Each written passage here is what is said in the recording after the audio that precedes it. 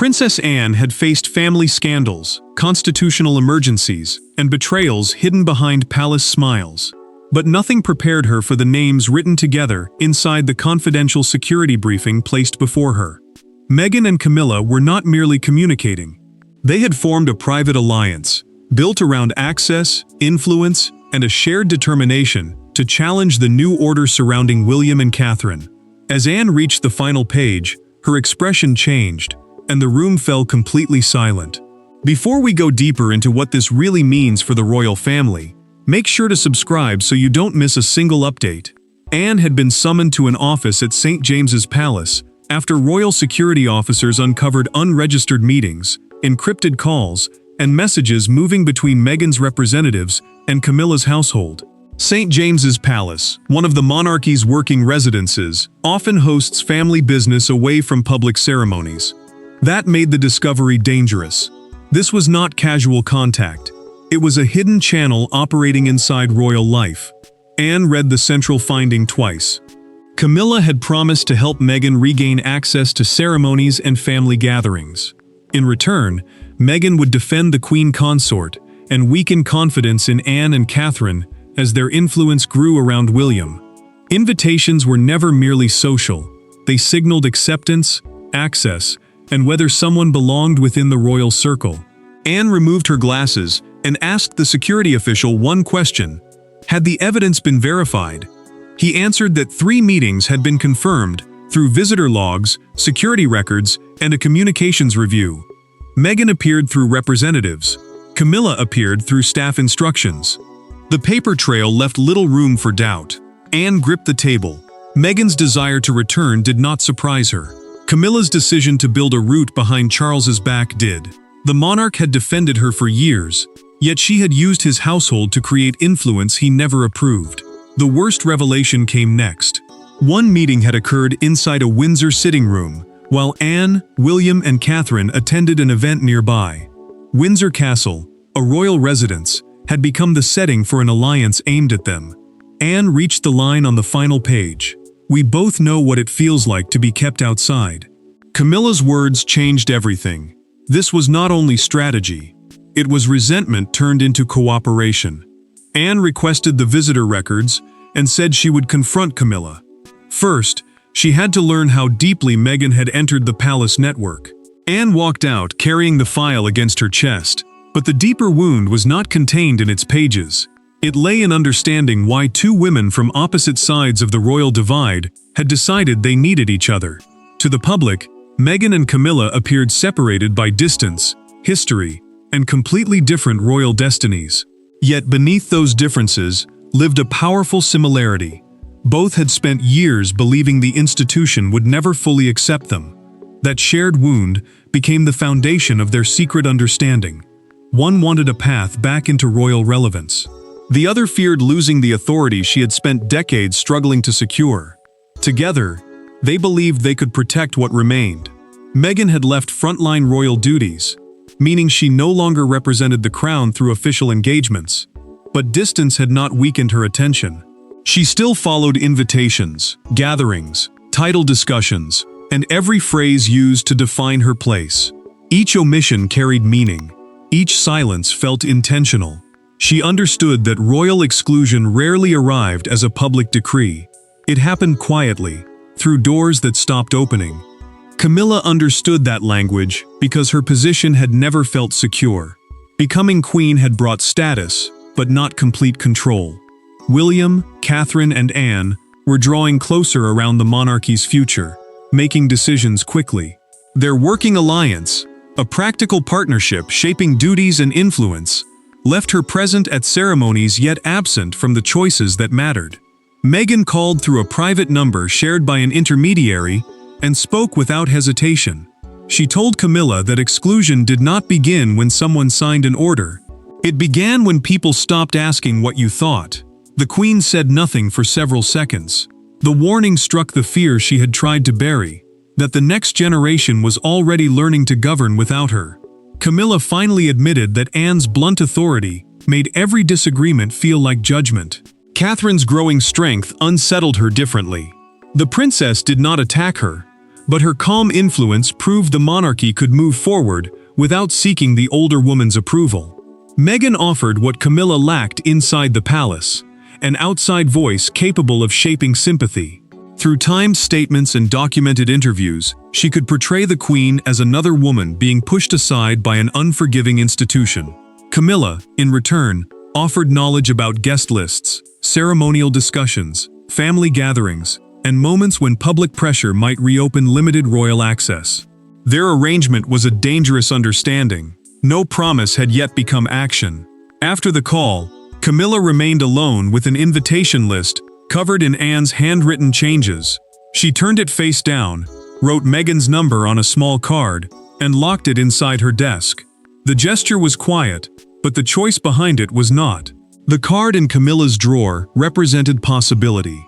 But the alliance did not truly begin until one humiliating moment at Windsor convinced both women that private sympathy was no longer enough. Every secret alliance has a point of no return, a moment when private frustration becomes a shared mission. For Meghan and Camilla, that moment came during the Windsor Legacy Service, a tightly controlled family ceremony meant to present unity after months of tension. Behind the music, polished protocol, and carefully arranged seating, one decision left Meghan publicly excluded and Camilla privately overruled. 11 minutes inside the blue drawing room afterward changed the balance of the royal family. The Windsor Legacy Service had been created to honor the late Queen's charitable work and reassure the public that the family remained united. William, Anne, and senior household officials controlled attendance because every guest carried serious weight. Meghan asked to attend privately, without a formal role. Camilla supported a limited invitation, arguing that her presence might suggest reconciliation rather than conflict. Anne refused. She believed Meghan's arrival would shift attention away from the tribute and turn a solemn ceremony into another battle over access, loyalty, and headlines. William agreed that the gathering had to remain focused, and the final guest memorandum removed Camilla's recommendation immediately. Camilla discovered the change during the reception. The memorandum, meaning the written record of approved guests and arrangements, no longer contained Meghan's name. At almost the same moment, Meghan received confirmation that she would not be admitted to the private family gathering. Both women understood the message. Their wishes could be considered, then erased. Anger pushed Camilla into the blue drawing room. A mutual intermediary connected Meghan through a secure video call, and no aides remained with them. Meghan said Anne would keep limiting her unless someone forced the palace to consider the public cost. Camilla answered that William increasingly approved decisions before Charles even saw them, leaving the king informed after influence had already shifted elsewhere. The conversation hardened. Camilla agreed to alert Meghan whenever future access discussions began. Meghan, in return, promised carefully timed interviews and public statements that would question Anne and Catherine's growing authority without revealing where the information came from. What had begun as shared pain now became strategy. Before the 11 minutes ended, Camilla promised to reopen one particular ceremony to Meghan. That assurance would later appear in the security file Anne now held, proving the pact had moved beyond sympathy. Camilla left the room clutching her phone. Anne stood at the far end of the corridor and watched her force a smile. Something felt wrong, but she dismissed it as irritation. Anne had sensed something in that corridor, but dismissed it as irritation. Now, with the full truth in her hands, she prepared to confront the woman who had smiled directly at her while concealing an alliance. Anne did not summon a committee, alert the press office, or ask Charles to intervene. She requested one private meeting with Camilla and insisted that no aides remain inside the room. When the Queen entered, Anne was already standing beside the fireplace, with the security file resting on a table between them. No greeting was offered. No tea had been poured. Then Anne asked a single question that stripped away every polite defense. "How long have you been working with Meghan against this family?" Anne had chosen a small room at Clarence House because she wanted no secretaries, advisors, or formal procedure standing between them. Clarence House, the London residence used by Charles and Camilla, was usually associated with private royal business. This meeting was different. It was designed to leave nowhere to hide. Camilla had expected a discussion about future engagements. The moment she saw the restricted security folder, she understood that the secret channel had been exposed. Her expression tightened, but Anne did not soften. For several seconds, neither woman moved. The silence carried years of suspicion, sacrifice, and resentment that royal courtesy had kept buried beneath carefully chosen words. Now, all of it had broken free. Anne accused her of using Charles's trust to pass sensitive family information to someone outside the working monarchy. Her voice never rose. That restraint made every word heavier. Camilla answered that Anne had never understood the loneliness of being tolerated instead of welcomed. Meghan, she said, had listened when everyone inside the palace dismissed her concerns as vanity. Anne opened the file. One record showed that Camilla had warned Meghan about a confidential discussion involving a future royal christening invitation before any decision had been finalized. A christening is the formal Christian ceremony welcoming a child into the faith, but within the royal family, its guest list also signals closeness, legitimacy, and belonging. Camilla admitted sending the warning. She denied trying to harm the monarchy and insisted she wanted to prevent another permanent family rupture. Anne then produced a documented exchange showing that Meghan had offered public support in return for private access. The defense collapsed instantly. Camilla reached toward the folder, but Anne placed her hand over it. The Queen slowly withdrew her fingers. Anne told her the matter was no longer personal. William had already been informed, and Charles would now have to hear what happened inside his own household. "You may explain it to him yourself," Anne said, opening the door. The confrontation ended without forgiveness, but the next room held a deeper danger, because Charles was about to discover that loyalty had been traded inside the marriage he believed was finally secure. Charles had defended Camilla through decades of hostility, believing that survival had forged between them a loyalty stronger than public judgment. That belief shattered when Anne placed the confidential summary before him. He did not react with anger at first. He read each page slowly, paused at the record of the Windsor conversation, and set the file down without speaking. Camilla watched his face change, knowing the silence was far more dangerous than any royal command. Charles understood that this was no longer a private argument. As sovereign, meaning the reigning monarch with final authority over the royal household, he could restrict Camilla's briefings, remove her staff from sensitive planning, and redefine what information reached her desk. William and Anne urged immediate containment, but both agreed that the king had to hear her explanation before making any formal decision. He deserved the truth from her directly, because any order issued before that moment would look like judgment rather than measured royal duty after decades of defending her publicly. Charles asked whether she had used his name to suggest that Meghan's return carried royal approval. Camilla admitted that she had said he wanted reconciliation. She also admitted he had never authorized her to negotiate invitations, access, or family gatherings. The confession wounded him more than a denial would have. She had not simply spoken out of turn, she had borrowed his authority. Camilla told him she feared becoming irrelevant as William's household grew stronger and Anne's influence deepened. The Queen said decisions were increasingly made before she understood they were happening. Charles listened, then answered quietly that fear did not give her the right to create a second court behind his back. The warning became even darker when a communications officer entered with a documented comparison. One of Meghan's recent public statements repeated language almost identical to phrases written in Camilla's private briefing notes. That meant the alliance had already moved beyond sympathy.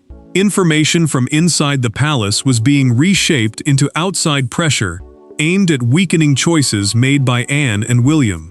Charles looked again at the pages. He now understood that private frustration had become public strategy. The damage was no longer theoretical. He signed a temporary order suspending Camilla's access to family guest lists and confidential planning meetings, while William investigated what else had been shared. Charles placed the pen beside the page and said, "This is not punishment for speaking to her. It is the consequence of deceiving me." Camilla left without answering. The signature ended Camilla's hidden influence inside the palace. But beyond those walls, Meghan was about to discover that the promises she had received were collapsing one by one. The first sign that the alliance had failed arrived not through an announcement, but through silence.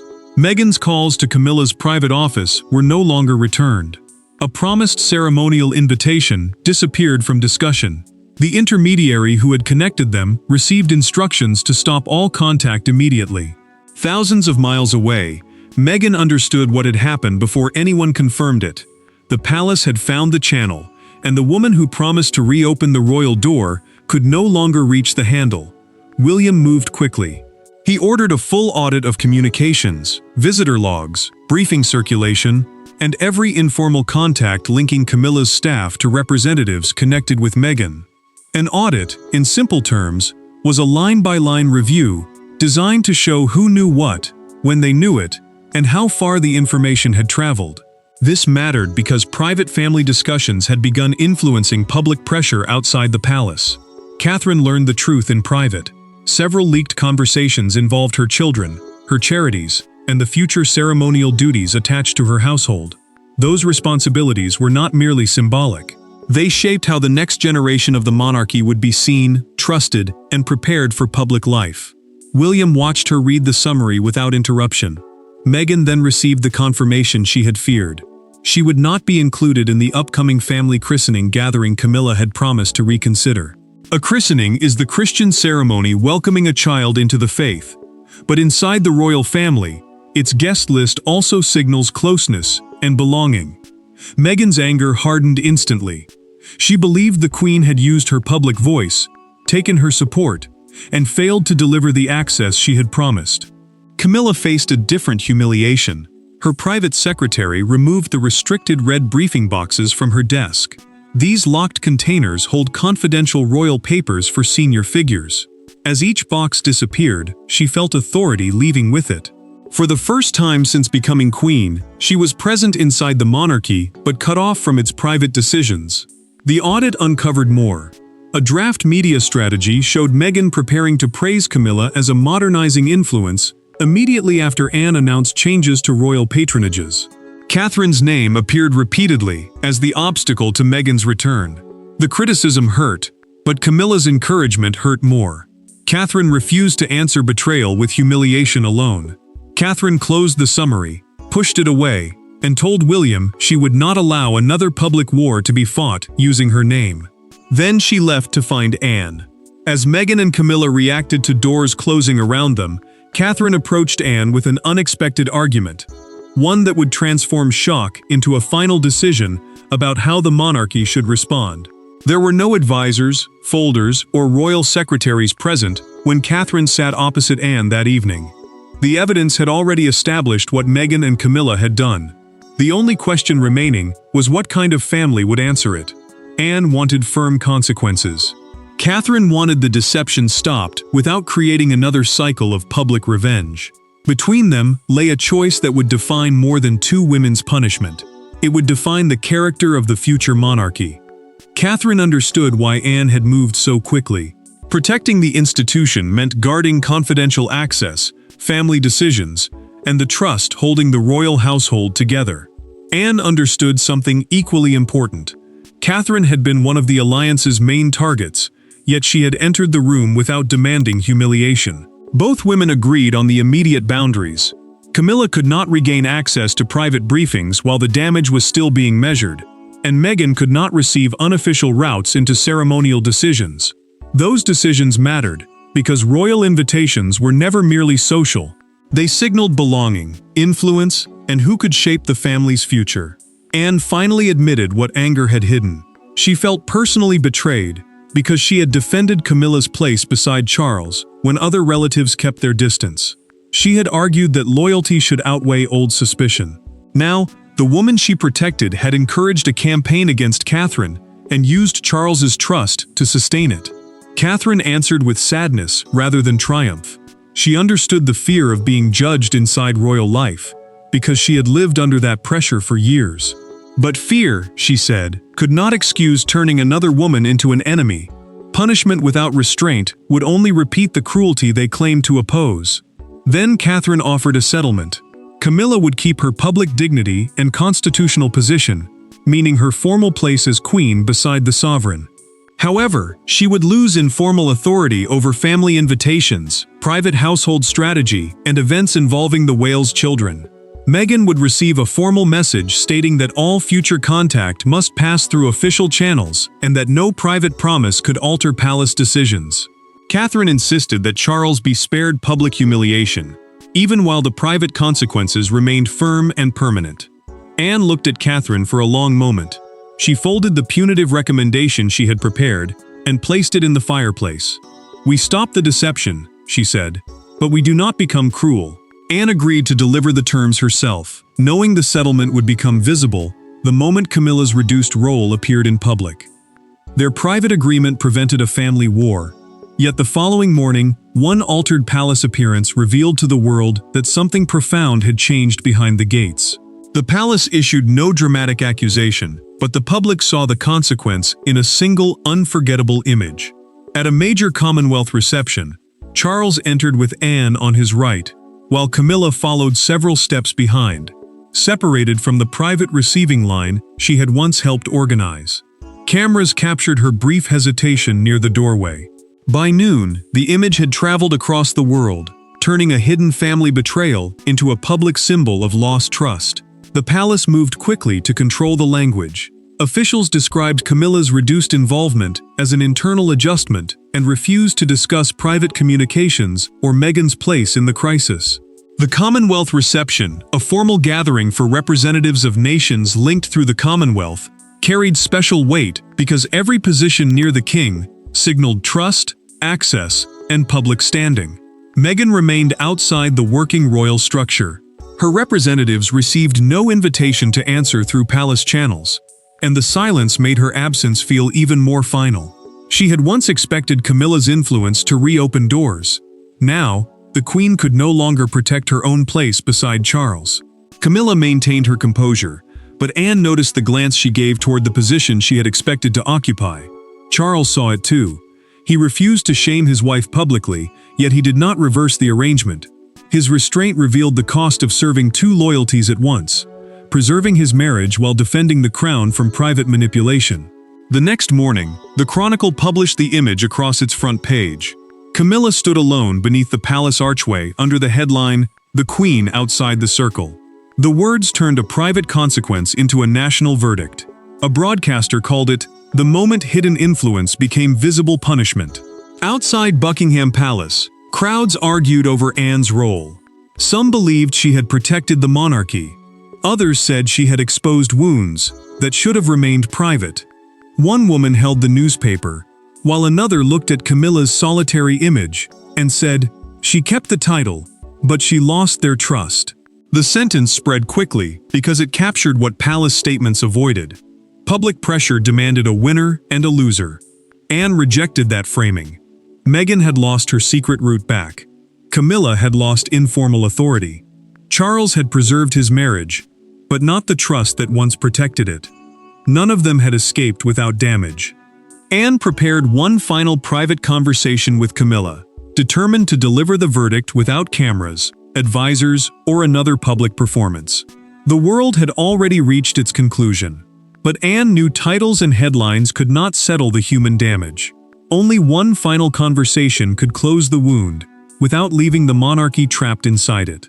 Anne returned to the same private room where the confrontation had begun, but this time there was no security file on the table. Camilla entered, knowing the decision had already taken effect. Meghan's access route was closed. The secret briefings had ended. The alliance that promised protection had cost both women more influence than it gained. Yet Anne had not come to celebrate victory. She had come to explain why trust, once exchanged for leverage, could never be restored by rank alone. Camilla held herself still as Anne delivered the terms.